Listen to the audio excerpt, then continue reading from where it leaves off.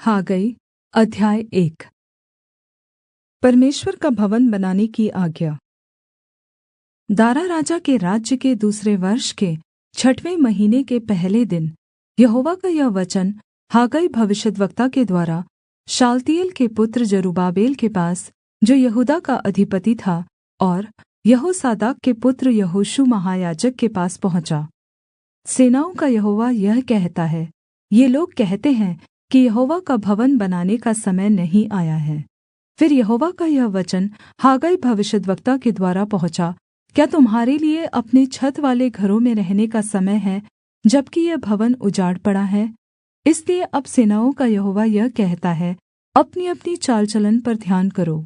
तुमने बहुत बोया परन्तु थोड़ा काटा, तुम खाते हो परन्तु पेट नहीं भरता, तुम पीते हो परन्तु प्यास नहीं बुझती, तुम कपड़े पहनते हो परन्तु गरमाते नहीं, और जो मजदूरी कमाता है वह अपनी मजदूरी की कमाई को छेद वाली थैली में रखता है। सेनाओं का यहोवा तुमसे यह कहता है, अपने अपने चाल चलन पर सोचो।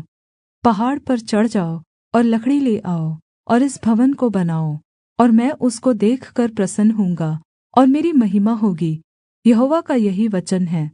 तुमने बहुत उपज की आशा रखी, परन्तु देखो थोड़ी ही है, और जब तुम उसे घर ले आए तब मैंने उसको उड़ा दिया। सेनाओं के यहोवा की यह वाणी है, ऐसा क्यों हुआ? क्या इसलिए नहीं कि मेरा भवन उजाड़ पड़ा है और तुम में से प्रत्येक अपने-अपने घर को दौड़ा चला जाता है? इस कारण आकाश से ओस गिरना और पृथ्वी से अन्न उपजना दोनों बंद है, और मेरी आज्ञा से पृथ्वी और पहाड़ों पर और अन्न और नए दाखमधु पर और ताजे तेल पर और जो कुछ भूमि से उपजता है उस पर और मनुष्यों और घरेलू पशुओं पर और उनके परिश्रम की सारी कमाई पर भी अकाल पड़ा है। लोगों की आज्ञाकारिता। तब शालतीएल के पुत्र जरुब्बाबेल और यहोसादाक के पुत्र यहोशू महायाजक ने सब बचे हुए लोगों समेत अपने परमेश्वर यहोवा की बात मानी, और जो वचन उनके परमेश्वर यहोवा ने उनसे कहने के लिए हागै भविष्यद्वक्ता को भेज दिया था, उसे उन्होंने मान लिया, और लोगों ने यहोवा का भय माना। तब यहोवा के दूत हागै ने यहोवा से आज्ञा पाकर उन लोगों से यह कहा, यहोवा की यह वाणी है, मैं तुम्हारे संग हूँ।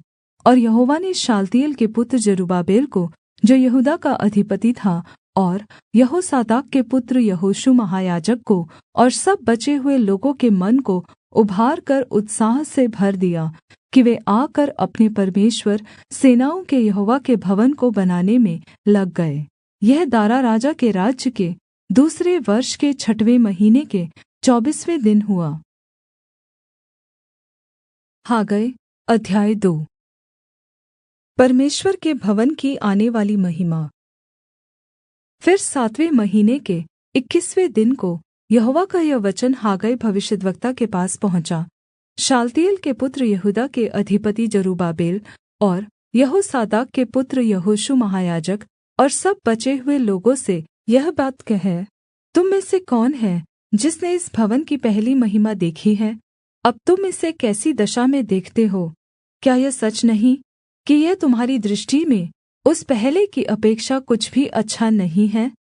तो भी अब यहोवा की यह वाणी है, हे जरुब्बाबेल, हियाव बाँध, और हे यहोसादाक के पुत्र यहोशू महायाजक, हियाव बाँध। और यहोवा की यह भी वाणी है कि हे देश के सब लोगों, हियाव बाँधकर काम करो, क्योंकि मैं तुम्हारे संग हूँ।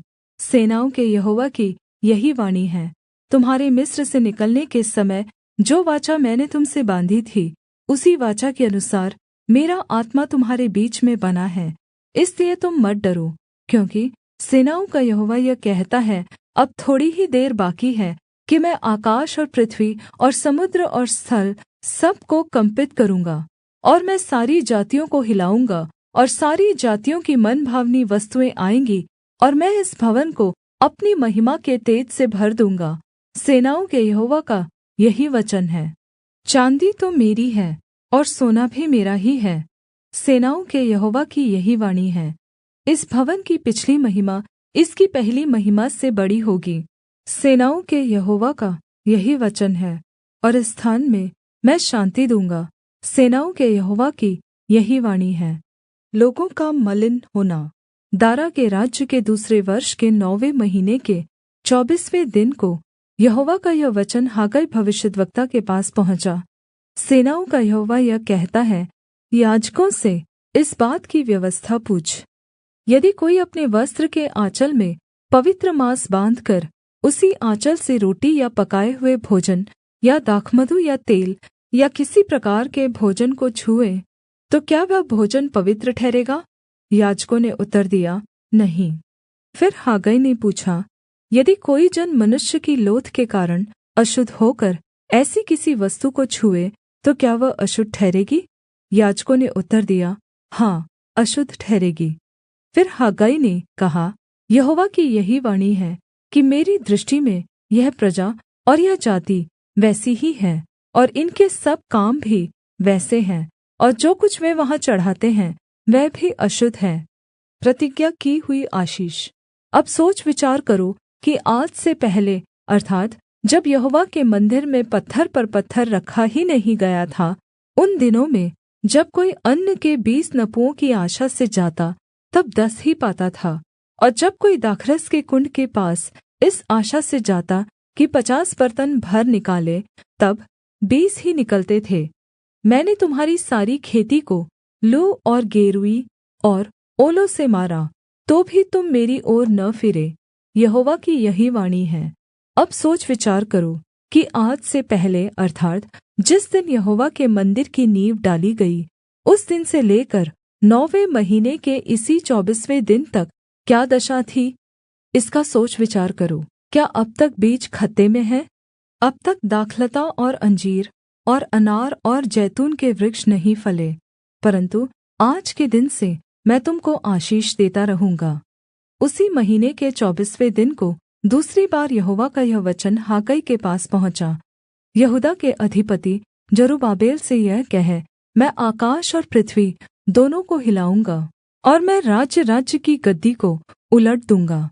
मैं अन्य जातियों के राज्य-राज्य का बल तोड़ूँगा, और रथों को चढ़वैयों समेत उलट दूँगा, और घोड़ों समेत सवार हर एक अपने भाई की तलवार से गिरेंगे।